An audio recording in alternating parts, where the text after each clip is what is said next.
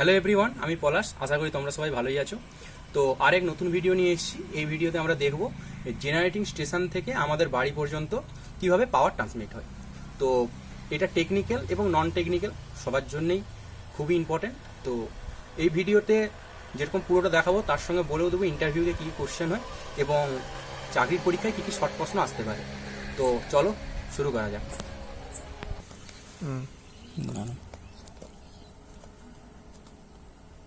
Basically পাওয়ার তৈরি হয় P equals two V into I। তো P মানে পাওয়ার, V মানে ভোল্ট বা ভোল্টেজ, I মানে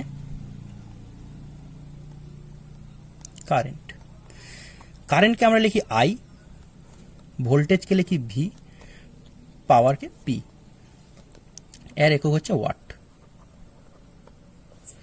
তো বেসিক্যালি তাহলে কি উৎপন্ন হয় একটা জেনারেটিং স্টেশনে? পাওয়ার মানে P equals two V into I। তার মানে আমাদের বাড়িতে যেটা আসে সেটা ভোল্টেজ এবং কারেন্টের গুণফল। ঠিক আছে, তো দেখা যাক এবার। বেসিক্যালি জেনারেটিং স্টেশনে অনেক ধরনের পাওয়ার উৎপন্ন হয়। যেমন ধরো কোল পুড়িয়ে আমাদের যে পাওয়ার উৎপন্ন হয়, যেমন coal fired power plant, hydel power plant, tidal power plant, nuclear plant, বিভিন্ন প্রকার পাওয়ার প্ল্যান্ট। তো আজকে আমি যেটা দেখাবো সেটা হচ্ছে বেসিক্যালি কোল ফায়ার পাওয়ার। তো কোল ফায়ার পাওয়ার প্ল্যান্ট আজকে দেখবো। তার মানে কি, বেসিক্যালি আমরা কয়লা পুড়িয়ে তাপ ইলেকট্রিসিটি উৎপন্ন করব। ঠিক আছে, কয়লা পুড়িয়ে ইলেকট্রিসিটি উৎপন্ন করব। বেসিক্যালি কি হয় জেনারেটিং স্টেশনে একটা, ঠিক আছে, ধরো একটা বয়লার থাকে, বয়লারে জল ভর্তি করা থাকে। এবার জল ভর্তি করার পর কয়লা পুড়িয়ে জলটাকে আমরা গরম করব। বেসিক্যালি কোল ফায়ার মানে কয়লা পুড়িয়ে আমরা জলটাকে গরম করব। এখানে কয়লা বলতে ডাস্ট ইউজ করা হয়, কয়লার গুঁড়ো কয়লা। ঠিক আছে, তো কয়লা পুড়িয়ে আমি জলটাকে গরম করব। এবার জলটা যখন গরম হবে জলটা স্টিমে পরিণত হবে। এবার সেই স্টিমটাকে কি হয়, সরু সরু সরু পাইপে, ঠিক আছে, সেই স্টিমটাকে ফেলা হয় টারবাইনে। ঠিক আছে, সেই টারবাইনে ফেলা হয়। এবার টারবাইনটা জেনারেটরের সঙ্গে কাপেল করা থাকে, মানে টারবাইনের যে শ্যাফট, সেই শ্যাফটটা টারবাইনের শ্যাফটের সঙ্গে যোগ করা থাকে, মানে একটাই শ্যাফটে দুটো থাকে। তো টারবাইন ঘুরলে পরে জেনারেটরে ঘুরবে। আর আমরা জানি জেনারেটর কি করে, mechanical energy to electrical energy convert করে। তো আমরা ইলেকট্রিসিটি পাবো। তো এবার দেখি এখানে, মানে এবার তাহলে কি বললাম, টারবাইন একটা থাকবে। তাহলে ধরো একটা টারবাইনের সাথে ধরো একটা টারবাইন টি লিখলাম। টারবাইনের সঙ্গে একটা কি বললাম কানেক্ট থাকে জেনারেটর। ঠিক আছে, এইখান থেকে আমরা কি পাই, 3 ফেজ সাপ্লাই পাই। 3 ফেজ সাপ্লাই মানে ধরো আর, এটা ওয়াই, এটা বি, 3 ফেজ সাপ্লাই পেলাম। ঠিক আছে, এবার এইটাকে নিয়ে এবার আমাদের কিভাবে আসে বা সেটা দেখাবো। তো এবার জেনারেটিং স্টেশনে তাহলে কি হয়, টারবাইন, তার মানে স্টিমটা এসে এখানে ধাক্কা দিল, এখানে স্টিম এসে ধাক্কা দিল। তো টারবাইনটা মুভ করবে। টারবাইন মুভ করার সঙ্গে সঙ্গে টারবাইনটা যখন মুভ, এই স্যাফটটাও মুভ করবে। স্যাফট মুভ করলে এই জেনারেটর মুভ করবে। বেসিক্যালি এইখানে যেটা ব্যবহার করা হয়, এই জেনারেটরের নাম অল্টারনেটর।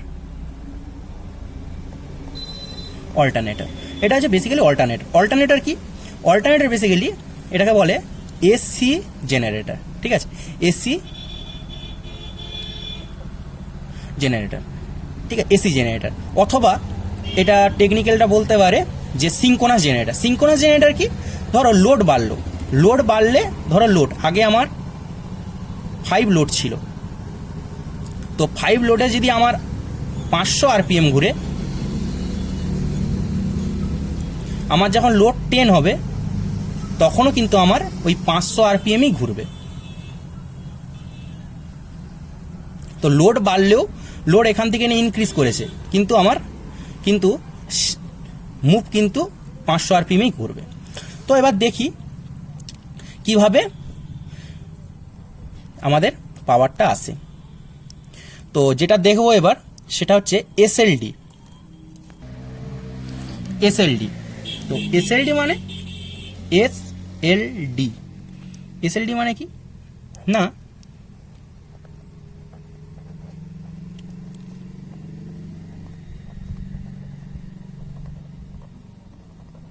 Signal line diagram. এর মাধ্যমে আমরা দেখব কিভাবে একটা জেনারেল স্টেশন থেকে পাওয়ারটা উৎপন্ন হয়। তাহলে মানে কি বললাম, বেসিক্যালি আমাদের পাওয়ারটা আমাদের উৎপন্ন হয় এবং বাড়িতেও আমরা যেটা পাই ভোল্টেজ এবং কারেন্টের গুণফল। তার মানে আমাদের বাড়িতে বেসিক্যালি আছে ভোল্টেজ এবং কারেন্ট, ঠিক আছে। আমরা দেখলাম কিভাবে একটা থার্মাল কোল ফায়ার মানে থার্মাল পাওয়ার প্লেটে কিভাবে তার কনস্ট্রাকশন থাকে, কিভাবে তৈরি হয়। এবার দেখব কিভাবে আমাদের ট্রান্সমিটটা হয়।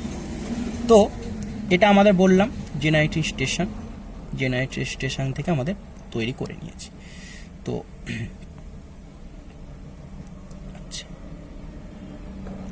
আচ্ছা, এই এই এই যে প্রত্যেকটা দেখবে একটা করে বাসবার থাকবে, ঠিক আছে, এটাকে বলে বাসবার, ঠিক আছে।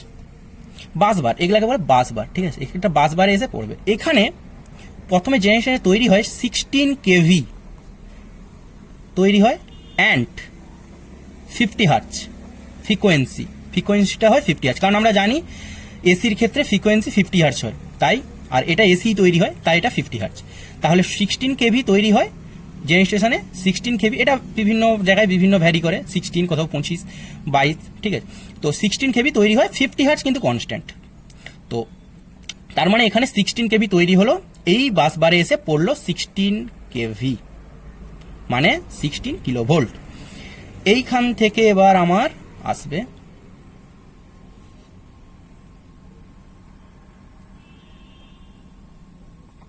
এটা হচ্ছে ট্রান্সফরমার। এগুলো হচ্ছে নাম্বার অফ টার্ন। এই ট্রান্সফরমারটা তার মানে এইখানে ঢুকেছে 16 কেভি, এটা হচ্ছে 400 কেভি,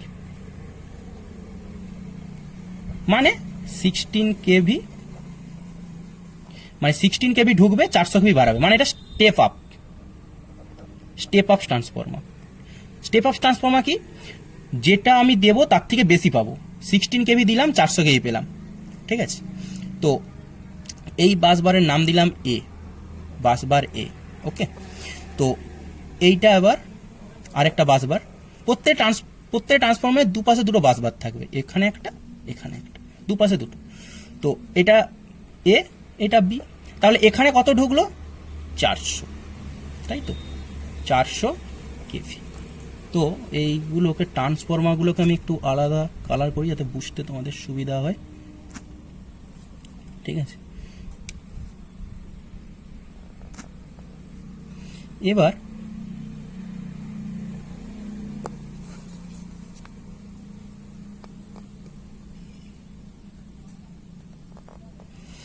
কি হবে এবার, তার মানে এইখানে আমার কত ঢুকলো 400, তাই তো। এবার 400 থেকে 200 করবো, মানে এটা 400 কেভি থেকে 200 কেভি, মানে এটা স্টেপ ডাউন। কারণ এবার এটা তাহলে স্টেপ ডাউন 400 কেভি থেকে আমি 200 কেভিতে করছি, ঠিক আছে। তাহলে এটা স্টেপ ডাউন, তার মানে 400 কেভি ঢুকলো, আমার 200 কেভি বাড়াবে, ঠিক আছে। তার মানে এটা স্টেপ ডাউন। তার মানে প্রথমে আমার 16 তৈরি করলাম, 16 কেভি এখানে এলো থেকে 400 কেভি, মানে এটা স্টেপ আপ ট্রান্সফরমার। তারপরে করলাম স্টেপ ডাউন।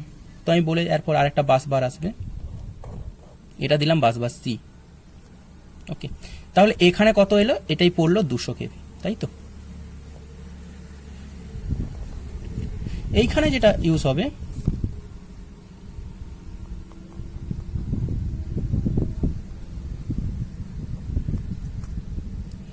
এটা হবে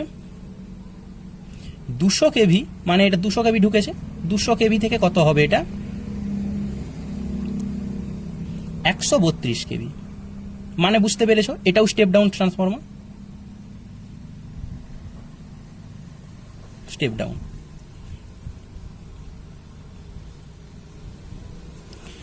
এখানে একটা বাসবার, এই বাসবারটার নাম দিলাম ডি, ওকে। তো এইখানে আসার পর জায়গায় পাশে শর্টের জন্য আমি নিচে করছি।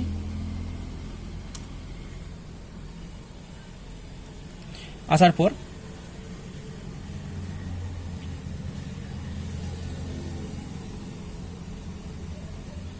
এটার পর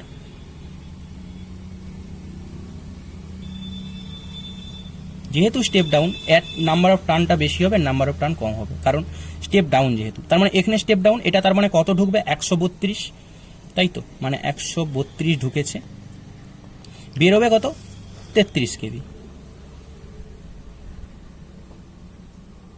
ঠিক আছে, 132 হবে 33 বাড়াবে, স্টেপ ডাউন।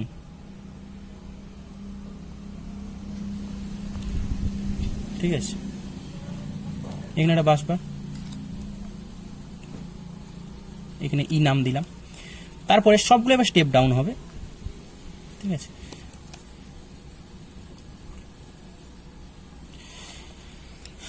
এইবার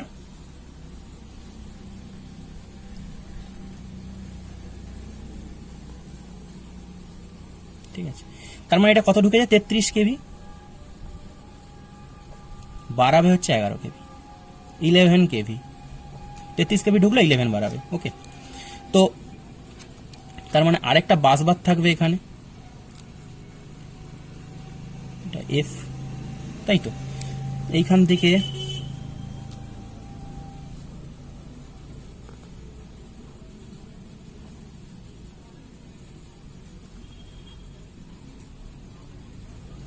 এটা কত হবে,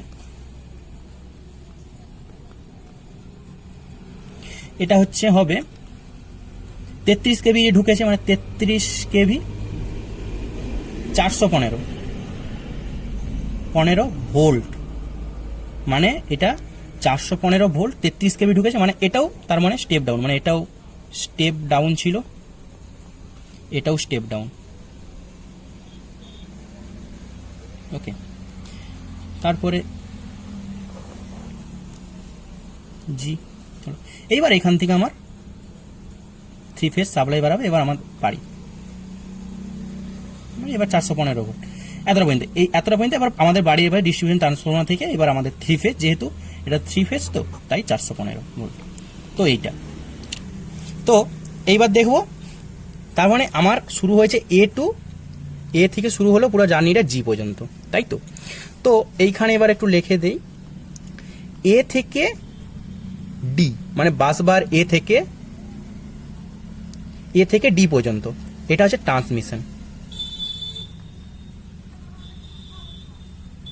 ট্রান্সমিশন সিস্টেম A2। এবার A2 ডি ট্রান্সমিশন, এবার D2 মানে ডি পর্যন্ত হয়ে গেল, তারপরে E2 জি, 2G ডিস্ট্রিবিউশন সিস্টেম। ওকে, এবার ট্রান্সমিশনের দুটো ভাগ আছে, প্রাইমারি ট্রান্সমিশন, সেকেন্ডারি ট্রান্সমিশন, আর ডিস্ট্রিবিউশনের প্রাইমারি ডিভিশন, সেকেন্ডারি ডিভিশন। সেটা একটু দেখে নিই। A2 মানে বাস A2 বাস বি, এটা হচ্ছে প্রাইমারি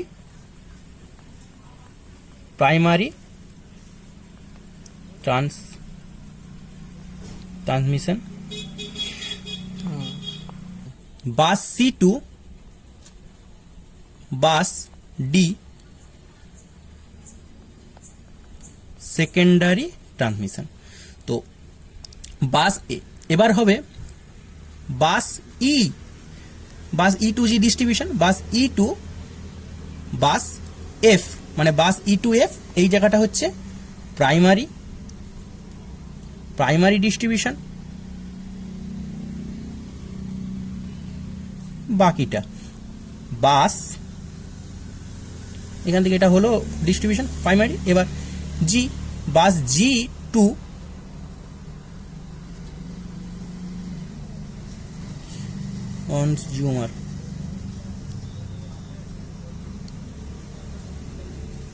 কনজিউমার প্লাগ পয়েন্ট পর্যন্ত কি হবে, সেকেন্ডারি ডিস্ট্রিবিউশন। আচ্ছা, এইখানে একটা জিনিস বলার আছে, পরে আসছি ইন্টারভিউ কি জিজ্ঞাসা করে, তার আগে এইটা বলে দিই একটু। তো এইখানে 33 কেবি ঢুকেছে, কোন জায়গাটা, এই জায়গাটা 132 হয়ে স্টেপ ডাউন করে 33 ঢুকেছে। এই জায়গাটায় কি হয়, এইটা নেয় রেল, এইটা নেয় রেল, ঠিক আছে, এই জায়গাটা রেল। রেল আমরা জানি কতই চলে, 25 কেভি। রেল কি করে, 35 নিল, নিয়ে ওরা স্টেপ ডাউন করে 25-এ চালায়, এই জায়গাটা রেল নেয়, এই জায়গাটা রেল নেয়, ঠিক আছে। আচ্ছা, তাহলে এই যে 33 কেভি এই জায়গাটা নেয় রেল, কারণ 25 ওরা স্টেপ ডাউন করে ওরা 25-এ এই জায়গাটা তাহলে নিল রেল, ঠিক আছে। তো এইবার একটা কথা যে এইখানটা তাহলে নিল কে, এই জায়গাটা হচ্ছে 11 কেভি নেয় তাহলে কারা, ওই স্মল সাইজের মিল, যেমন মুড়ি মিল, ধান মিল, এই জায়গায় মিলের নেয়, ঠিক আছে। আর 132 কেভি নেয় হচ্ছে বড় বড় ইন্ডাস্ট্রি, যেমন DPL, DSP, Durgapur steel power plant, Durgapur steel plant এরা নেয়, ঠিক আছে। ডিপিএল আর ডিএসপি এরা বড় বড় ইন্ডাস্ট্রি, এরা 132 নেয়, ঠিক আছে। এইবার কিছু কোশ্চেন আছে যে কোশ্চেনগুলো ইন্টারভিউতে জিজ্ঞাসা করবে। তো তাহলে এবার তোমাকে ইন্টারভিউতে এবার এটা পুরোটা দেখলাম কিভাবে তৈরি হলো, থেকে কিভাবে আমাদের প্লাগ পয়েন্ট তৈরি হলো। তো এইবার যেগুলো সাধারণত কোশ্চেন হয়, তো এখান থেকে ইন্টারভিউতে তোমাকে কোশ্চেন করতে পারে, আচ্ছা প্রথমে 16 কেভি কেন করবো, আমাদের তো 16 কেভি কেন করবো, আমরা তো প্রথমে 400 কেভি তৈরি করতে পারতাম বা 200 কেভি, ঠিক আছে। তো 16 কেভি মানে এত কম কেন বড়দের? তো তার জন্য অ্যান্সার হবে যে সব থেকে কম ভোল্টেজ যদি কম নেওয়া হয় তাহলে আমাদের অনেক কিছু সুবিধা আছে। আমরা জানি কি পাওয়ার P = V × I, তাই তো। তাহলে যদি আমার ভোল্টেজ বেশি নেই তাহলে কি হবে, প্রত্যেকটা মানে আমাদের যেখানে অল্টারনেটর যে ব্যবহার করা হচ্ছে ওখানে জেনারেটরটা বিশেষত অল্টারনেটর থাকে, ওইখানে যদি আমরা ভোল্টেজটা বেশি নেই, তার মানে কি তিনটা RYB, তার মধ্যে ইনসুলেশনটা আরো ভালো করতে হবে। ইনসুলেশন ক্র্যাক হওয়ার অনেক ভয় থাকে, আর জেনারেটরটা অনেক বাল্কি হয়ে যাবে, মানে অনেক বড় হয়ে যাবে। ওকে, তো জেনারেটরটা অনেক বড় হয়ে হবে, কারণ যখন ওই বেশি ভোল্টেজ, তার মানে তার আবার মেনটেনেন্স খরচা বেড়ে যাবে সেটাকে দেখার জন্য, আর ইনসুলেশন যে কোনো মুহূর্তে ক্র্যাক হতে পারে, এই জন্য কি হয় কম নিলাম, আমাদের স্টেপ করতে হবে, মানে কস্টটাও বাড়বে। ওকে, সেকেন্ড কোশ্চেন হতে পারে যে আচ্ছা 400 কেভি কেন, 16 থেকে 400 কেন, আমি তো 200 কোথায়, 400 তো কোনো কাজ নেই, ডাইরেক্ট 100 হবে। যে প্রথম কথা মনে রাখতে হবে, আমাদের সবসময় একটা জিনিস ভাবতে হবে যে স্টেবিলিটি বাড়াতে হবে, একটা সিস্টেমে স্টেবিলিটি বাড়াতে হবে। স্টেবিলিটি কি, দেখো যদি আমাদের 400 ভোল্টেজ মানে ভোল্টেজ বেশি মানে কি কারেন্ট কম, মানে P = V × I, ভোল্টেজ বেশি হলে তার মানে কারেন্ট কম, মানে পাওয়ারটাকে সমান হওয়ার জন্য, ঠিক আছে। তো তার মানে কারেন্ট কম, কোথাও যদি ইনসুলেশন ব্রেক মানে কোথাও যদি তার ধরো ফল্ট হলো, তখন কি হয় কারেন্টটা হিউজ পরিমাণে টানে, ঠিক আছে। কারেন্ট হিউজ পরিমাণে টানলে কি হবে, কারেন্ট তো আমার কম, ধরো কারেন্ট আছে 2, বেশি হলে 4 অ্যাম্পিয়ার হবে না, তাহলে প্রবলেম হবে না। তাই করা হয় কি স্টেবিলিটি বাড়ানোর জন্য ভোল্টেজটাকে হাই করা হয়, ঠিক আছে।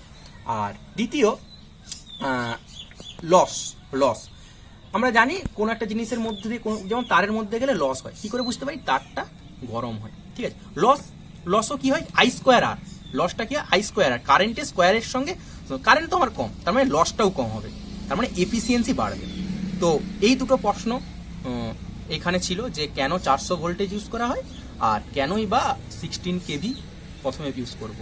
তো একটা ছোট কোশ্চেন তোমাদের কাছে থাকলো, আমাদের এখানে 50 হার্টজ, ওকে, আমাদের এখানে ফ্রিকোয়েন্সি 50 হার্টজ, কোন দুটো দেশে ফ্রিকোয়েন্সি 60 হার্টজ? তো যারা জানো তারা কমেন্ট বক্সে কমেন্ট করো, আর যদি কোনো জায়গায় অসুবিধা হয় আমায় কমেন্ট করে জানিও, আমি চেষ্টা করবো অ্যান্সার দেওয়ার। আর তোমাদের কি ধরনের ভিডিও লাগবে চাই, তো কোনটা ধরো কোনো টপিক বুঝতে পারছো না, তো আমায় কমেন্ট করে সেই টপিকের উপর ভিডিও দেখাবো। আর যারা এখনো চ্যানেলটাকে সাবস্ক্রাইব করেনি তারা সাবস্ক্রাইব করে রেখো। দেখা হচ্ছে পরের ভিডিও, বাই।